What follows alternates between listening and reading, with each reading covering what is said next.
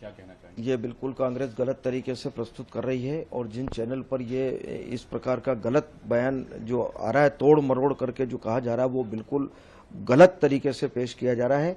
मैंने जबलपुर के एक कार्यक्रम में सिविल डिफेंस वॉलंटियर्स का एक दिवसीय प्रशिक्षण शिविर था, उसमें मैं सम्मिलित हुआ था और मैंने ये कहा कि देश की सेना ने जो काम किया है ऑपरेशन सिंदूर में, उसकी जितनी सराहना की जाए उतनी कम है और देश की जनता भारत की सेना के चरणों में नतमस्तक है, उनको प्रणाम करते हैं, उनका सम्मान करते हैं। जितना कहा जाए उतना कम है सेना के बारे में, ये शब्द मैंने कहे हैं।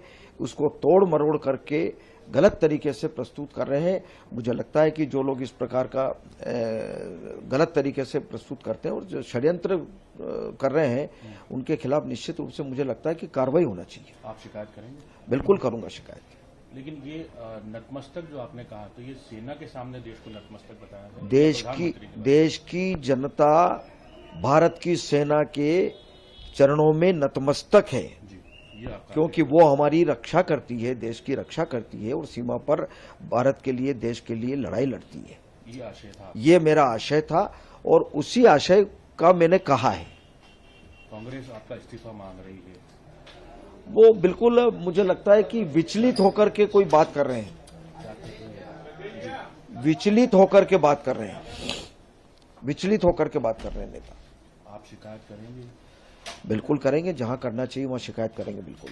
विजय शाह जी का भी जो बयान आया था, उसको लेकर भी काफी हंगामा हुआ, उनके खिलाफ एफआईआर हुई, क्या कहना चाहेंगे? वो तो न्यायालय ने जो आदेश किया, न्यायालय के आदेश का पालन किया है। उनका इस्तीफा मांग रही है। कांग्रेस तो मुझे लगता है कि विचलित होकर के बात कर रही है। कांग्रेस की स्थिति कैसी है देश में, वो स्वयं अपने गिरेबान में झांक करके देखें।